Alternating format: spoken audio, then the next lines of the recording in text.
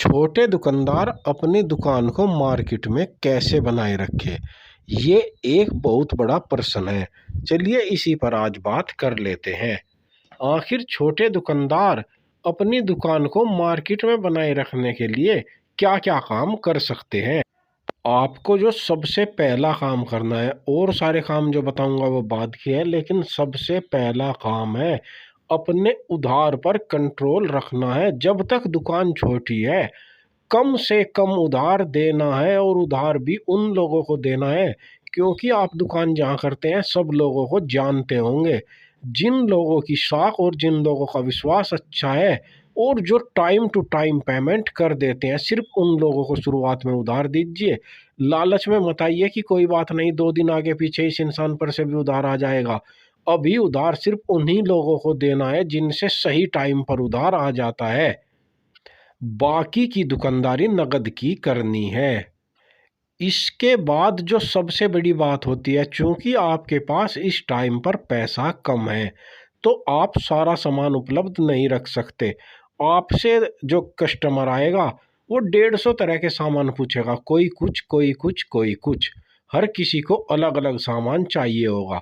लेकिन जो आपको सामान की अपने स्टॉक की प्राथमिकता बनानी है वो ये बनानी है कि जो सामान सुबह से शाम तक डेली हर कस्टमर को चाहिए ही चाहिए, वो सामान दुकान पर बेचूंगा जब तक कि मेरा जो दुकान में नकदी का हिसाब है वो अच्छा नहीं बन जाता और मेरी पूंजी बढ़ नहीं जाती। यानी कि छोटी पूंजी में मैं, जैसे कि तम्बाकू आइटम हो गए, पान मसाले हो गए, बेकरी के आइटम हो गए, बच्चों के आइटम हो गए, मैं इस तरह के आइटम बेचूंगा जो सुबह से शाम तक बिकते रहते हैं और जिनका पैसा नकद में आता रहता है।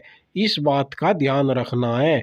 और एक बात ये ध्यान रखनी है, आपको सारा सामान तो आप रख भी नहीं सकते क्योंकि आपके पास पैसा कम है।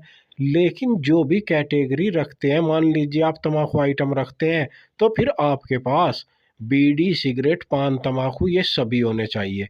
मान लीजिए आप बच्चों के आइटम रखते हैं तो फिर आपके पास नूडल्स, चिप्स, कुरकुरा, क्रैक्स, टॉफ़ी, इस तरह का टोटल आइटम होना चाहिए। यानी कि बच्चे का आइटम हमने रख लिया है तो अब कोई बच्चा दुकान से खाली नहीं जाएगा। पान मसाले रख लिए हैं तो किसी भी तरह का पान मसाला लेने वाला अब खाली नहीं जाएगा।